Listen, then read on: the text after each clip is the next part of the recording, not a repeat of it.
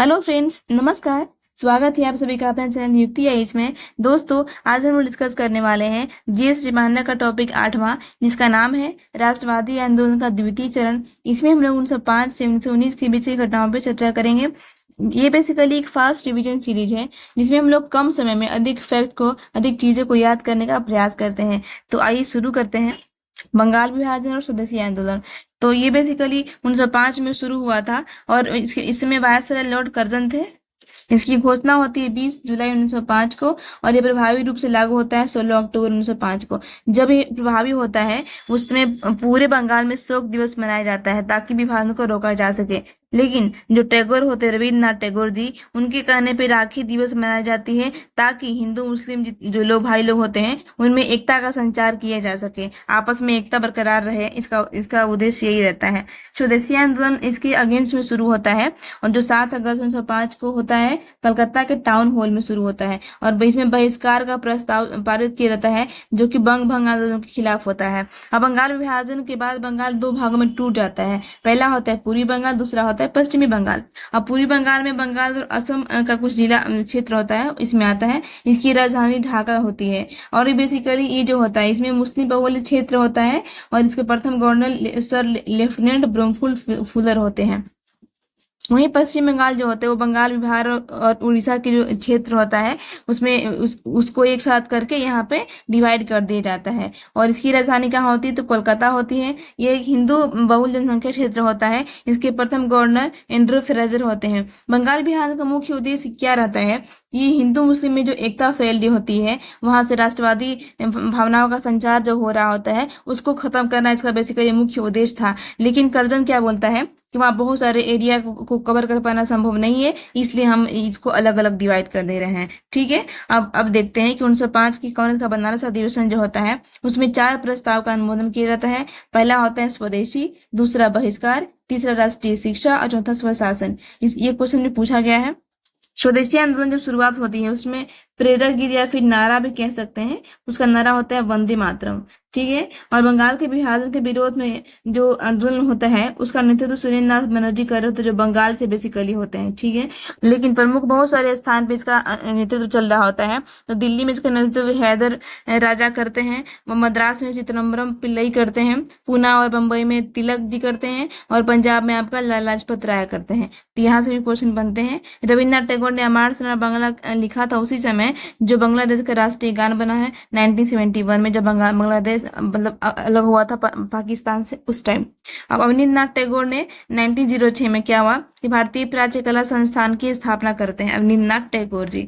अब स्वदेशी आंदोलन का प्रचार करने हेतु अश्विनी कुमार दत्त एक व्यक्ति होते हैं जो बंगाल से बिलोंग करते हैं। वो स्वदेश बांधव समिति की स्थापना करते हैं ताकि वहां पे राष्ट्रवाद का, एकता का संचार किया जा सके। इस स्वदेश बांधव समिति का नाम ही है।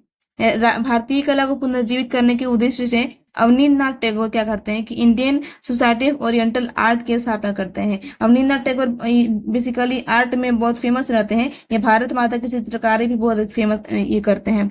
हाँ, बंगाल पत्रिका जो बंगला पत्रिका उसका नाम है संजीवनी। उसके संस्थापक कौन होते हैं? उसके संपादक होते हैं आपका कृष्ण कुमार मित्रा। इनको के मित्रा भी कहीं लिखा हुआ आपको मिलेगा, के मित्रा। बंगाली के संपादक कौन है? तो एस एम बनर्जी। देखिए, एक होता है संजीवनी पत्रिका, एक होता है बंगाली पत्रिका। तो संजीवनी पत्रिका के मित्रा जो हो गए और बंगाली के कौन होते हैं? एस एम बनर्जी इसके स्थापना करते हैं। अब विदेशी वस्तुओं का बहिष्कार करने के उद्देश्य से स्वदेशी, एक तरह से स्वदेशी की दुकान कह सकते हैं, इस स्वदेशी केमिकल स्टोर की स्थापना करते हैं प्रफुल्ल चंद्र राय जी। अब देखते हैं स्वदेशी आंदोलन के आलोचक, मतलब आलोचना करने वाले एक व्यक्ति जो भारत के बहुत राष्ट्रवादी व्यक्ति होते हैं और पूर्व तथा पश्चात के मध्य एक बेहतर संबंध स्थापित करने का प्रयास करते हैं। उनके समर्थक, उनका नाम होता है रविन्द्रनाथ टैगोर। ये बोलते हैं कि जो विदेशी वस्तुओं का हम लोग जलाया जा रहा है ये एक तरह से निष्ठुर बर्बादी की संज्ञा देते हैं। वहीं महात्मा गांधी कहते हैं ना कि विदेशी वस्तुओं का बहिष्कार जो किया जा रहा है ये ब्रिटिशों के साथ उत्तम व्यवहार है, मतलब उनके साथ यही किया जाना चाहिए। ये महात्मा गांधी जी बोलते हैं। अब मुस्लिम लीग की स्थापना देख लेते हैं। इसकी स्थापना तो 6 में किया जाता है। इस आगे कहा के नेतृत्व में मुस्लिम एक शिष्टमंडल लॉर्ड मिंटो से मिलते हैं और वहां मांग करते हैं कि हमारा मुस्लिम लीग एक अलग से बनाया जाए। अब अखिल भारतीय मुस्लिम लीग की स्थापना कब होती है? तो 30 दिसंबर 1906 में होती है। उसमें नवाब सलीमुल्लाह खान, आगा खान और जिन्ना तीनों के एक नेतृत्व में एक अखिल भारतीय मुस्लिम लीग की स्थापना की जाती है। इसके प्रथम अध्यक्ष की बात करें तो प्रथम अध्यक्ष आगा खान होते हैं। अब मुस्लिम लीग का अधिवेशन 3 होता है बेसिकली। प्रथम होता है 1906 में, जहाँ पर ढाका इसकी राजधानी होती है, पूर्वी बंगाल की राजधानी ढाका में, तो वहीं पे इसका वो बैठक होता है।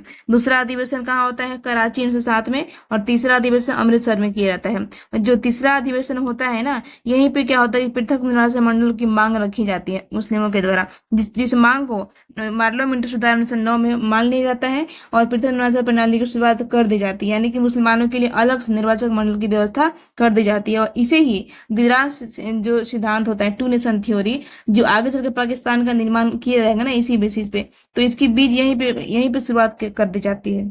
इसी संदर्भ में वायसराय मिंटो कहता है कि पृथक निर्वाचन क्षेत्र लाकर हम ऐसे घातक बीज बो रहे हैं जिसकी फसल बहुत ही कड़वी होगी, जो आगे से पाकिस्तान देखने के लिए मिलता है हम लोग को। वायसराय की कार्यकारिणी में नियुक्त होने वाले प्रथम भारतीय व्यक्ति कौन होते हैं? सत्येंद्र प्रसाद सिन्हा, सत्येंद्रनाथ सिन्हा। ये क्वेश्चन भी पूछा गया है। अब देखते हैं लखनऊ संघर्ष 1916। तो इसमें बेसिकली 2 कार्य महत्वपूर्ण होते हैं। इसके अध्यक्ष देख लेते हैं, अंबिका चरण मजूमदार इसके अध्यक्ष होते हैं। इसमें 2 कार्य क्या होते हैं? नरम दल और गरम दल का एकीकरण हो जाता है। कांग्रेस के जो कांग्रेस और मुस्लिम लीग के बीच समझौता हो जाता है, जो कि 1907 में दोनों अलग होते हैं ना, 16 में एक साथ एक मंच पे चले आते हैं। अब लीग ने क्या करता है? लखनऊ अधिवेशन की अध्यक्षता वहां पे एक होता है आपका कांग्रेस का अधिवेशन, एक होता है आपका लीग का अधिवेशन। तो कांग्रेस का अधिवेशन की अध्यक्षता कौन करता है? अंबिका चरण मजूमदार जी करते हैं। वहीं लीग का अधिवेशन की अध्यक्षता मोहम्मद अली जिन्ना करते हैं। अब आता है होम रूल लीग आंदोलन, 1916 में शुरू होता है। होम रूल एक आयरलैंड का बेसिकली शब्द है जिसका अर्थ होता है स्वशासन। सर्वप्रथम आयरलैंड में इसकी स्थापना रेडमंड के द्वारा किया गया था और उस टाइम भारत के वायसराय कौन थे? लॉर्ड चेम्सफोर्ड वायसराय थे। अब लीग जो होता है वो 2 भागों में इसकी स्थापना होती है। पहला तिलक जी करते हैं अप्रैल 1916 में, दूसरा एनी बेसेंट करती हैं सितंबर 1916 में। अब तिलक का जो क्षेत्र होता है वो महाराष्ट्र और कर्नाटक होता है, वहीं बेसेंट का जो क्षेत्र होता है वो मद्रास और तमिलनाडु साउथ के क्षेत्र में इधर उधर होता है। ठीक है। इसका मुख्यालय बेलगाम कर्नाटक में होता है तिलक का। वहीं एनी बेसेंट का जो मुख्यालय होता है वो अड्यार मद्रास में इसका मुख्यालय होता है।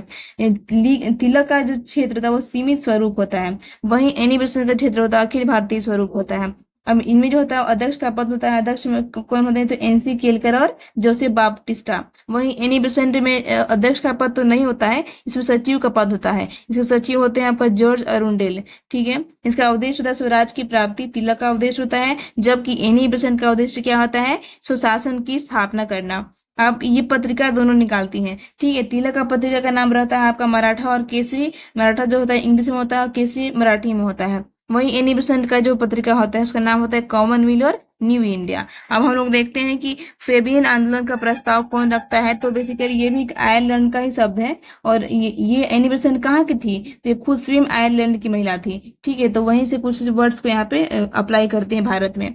अब तिलक तथा बेसेंट का जो बनाया गया था अलग अलग था, उसको महात्मा गांधी के द्वारा 1918 ईस्वी में एक साथ उसको मर्ज कर दिया जाता है। क्वेश्चन यहाँ से भी पूछा गया है।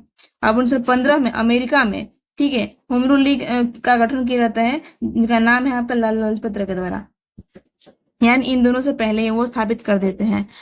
आप देखते हैं मंटो की घोषणा, तो ये 20 अगस्त 1917 को ये होता है इसकी घोषणा, और ये भारत शासन अधिनियम 1919 का आधार बनता है बेसिकली। उदारवादियों ने इसे भारत का मैग्ना कार्टा की संज्ञा दी है, भारत का मैग्ना कार्टा।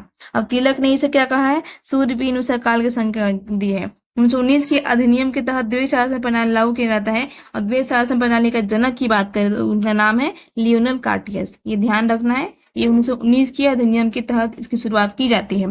पृथक निर्वाचन मंडल को बढ़ाकर पहले था कि मुसलमानों के लिए दिया गया, अब क्या हो गया कि इसमें सिख को, गैर ब्राह्मण को शामिल इसमें कर दिया जाता है, इसका विस्तार कर दिया जाता है बेसिकली। अब जितने क्वेश्चन बीपीएससी पूछा गया सारे क्वेश्चन पर देख लेते हैं।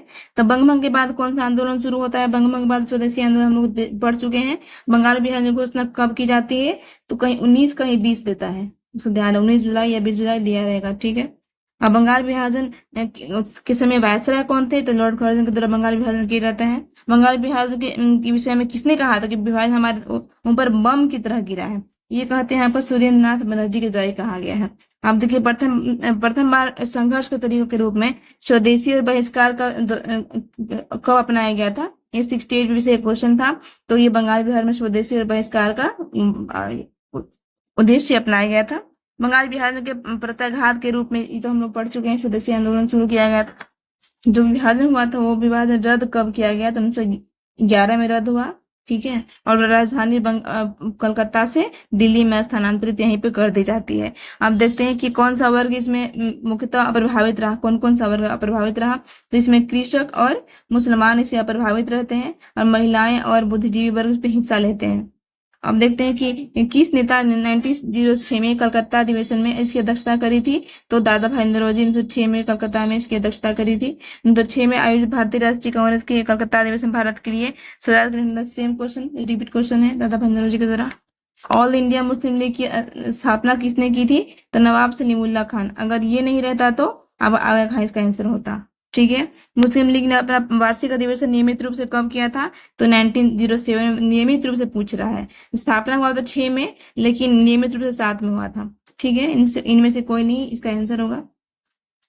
हम ऊपर पढ़ चुके हैं कि जो मिंटो से मिलने गया था इसका मुस्लिमों का एक शिष्टमंडल, वो क्यों मिलने गया था? तो पृथक निर्वासन की मांग के लिए, ठीक है। ये क्वेश्चन थोड़ा इंपॉर्टेंट है कि यदि मुसलमान भारत में खुश और संतुष्ट है तो भारत में ब्रिटिश शक्ति का महत्तम बचाव होगा। ये किसने कहते हैं? एक डब्ल्यू हंटर, इनकी किताब है इंडियन मुसलमान, उसमें ये बात लिखते हैं, ठीक है।